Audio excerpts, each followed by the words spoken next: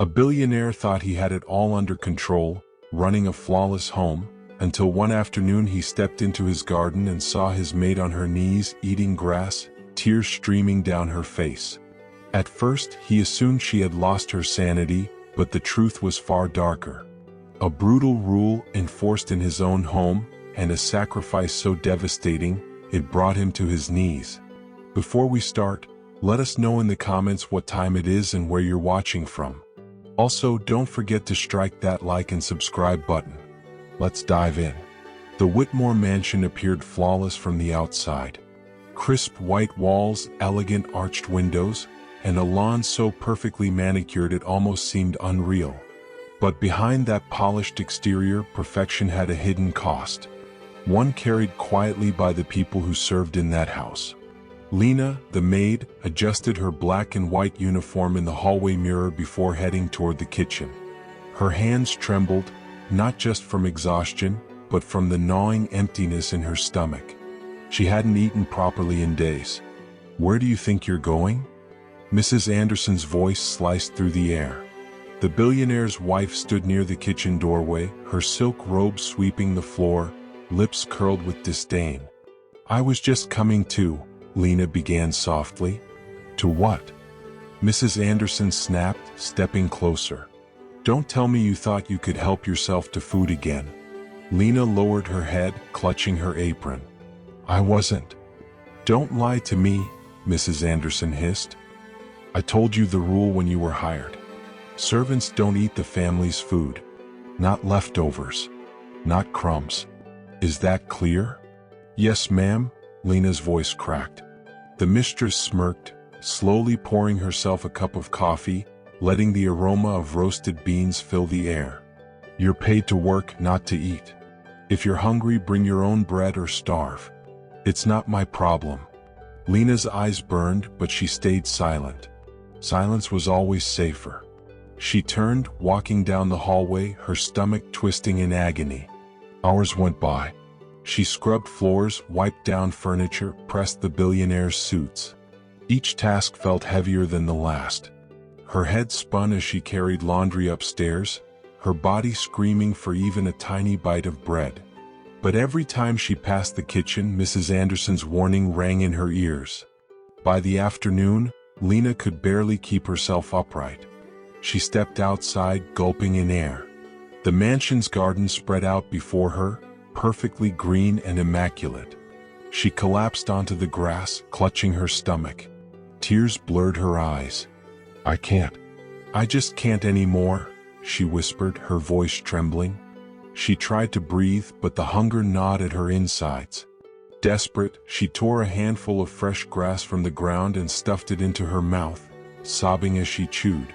The bitterness flooded her mouth, but it was anything to quiet the pain. "Why am I like this?" she cried into the earth, more grass between her lips. "God, why?" Her tears soaked into the soil beneath her. Behind her, footsteps echoed on the stone path. Lena froze.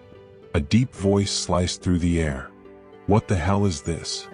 Her head snapped up. There, just a few feet away, stood Mr. Anderson himself, the billionaire. His navy suit was pristine, his shoes gleaming in the sun.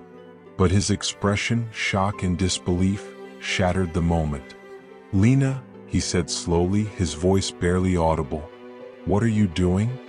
She scrambled to her knees, spitting the grass out, hands shaking. "Sir, I..." Words escaped her. He moved closer, his gaze intense. "Are you out of your mind? Why are you eating grass like some wild animal?" Heat rushed to her face. She couldn't bear to meet his eyes. "I'm sorry. Answer me." His voice rose, a mix of frustration and disbelief. "What is this? Explain yourself." Her chest tightened, but fear clamped her mouth shut. The threat of his wife's words rang louder than her hunger. "If you tell him you're done, then what will your family eat?" I can't," she stammered, clutching her apron. He towered over her, anger masking something else. Confusion, maybe even fear. "You can't what?" "Speak." Her silence pierced through the air, heavier than any words. The billionaire's jaw clenched, his fists tight by his sides. "You will tell me, Lena," he said, voice trembling. "What I just saw. I want the truth." But Lena kept her head lowered, trembling. She couldn't betray the threat that hung over her. She couldn't risk losing the one thing that kept her family afloat. She stayed there with grass on her lips, silent under his furious gaze. His breath came in sharp bursts, eyes fixed on her, waiting for an answer. But she said nothing. The tension between them was suffocating, the silence louder than any scream. His eyes bored into her, his breath ragged, as though he were holding back something volatile. "Lena," he said again, quieter now, more menacing. "I don't want excuses. I want answers. Why were you on your knees in my garden, eating grass like—" He faltered, swallowing hard. "Why?" Her lips quivered, hands twisting in her apron. She wished she could disappear into the ground beneath her. "Sir, please don't ask me," she pleaded. His anger flared. He knelt down, forcing her to meet his gaze. "Don't ask you? I just watched you degrade yourself like an animal on my property, and you think I'm supposed to ignore it? You will tell me the truth," he demanded. Her chest heaved with shallow breaths. Tears ran down her face, but still she shook her head. "If I speak, she'll—" "She who?" His voice sharpened, slicing through her broken words. The sliding glass door creaked open behind them. Mrs. Anderson's cold voice rang out, "What's going on here?" Lena stiffened, her body going rigid, sensing danger. Mr. Anderson turned, his jaw tight as his wife stepped onto the patio, barefoot, her silk robe flowing behind her. Her eyes narrowed at the scene before her. He stood straighter. "Explain to me," he said, his voice thick with fury, "why I just found our maid eating grass on the ground." Mrs. Anderson didn't flinch. She took a sip from her porcelain cup, irritation replacing any hint of shame. "Because she's a servant, and servants don't eat what belongs to us." Mr. Anderson's face went pale. "What?" She stepped forward, waving a hand dismissively. "Don't look at me like that. I told her from the start, the staff don't touch our food, no leftovers, no scraps. They're here to serve, not to feed themselves like parasites." Lena's head dropped lower, the heat of her tears stinging her cheeks. She wished for nothing more than to vanish, but Mrs. Anderson's words dug deeper than any hunger. Mr. Anderson's chest rose, then fell. His hand trembled at his side. "You've been forbidding them to eat in my house?" Mrs. Anderson rolled her eyes. "Stop being dramatic. They get paid. If they're too foolish to bring their own food, that's on them. I won't have servants rummaging through my fridge like animals. This house has standards." He stared at her as if seeing her for the first time. "Standards?" His voice cracked, disbelief in every word. "You call this cruelty standards? She was starving, reduced to eating grass. And you—" He paused, his voice trembling. "You stood by and watched it happen." Mrs. Anderson's face hardened.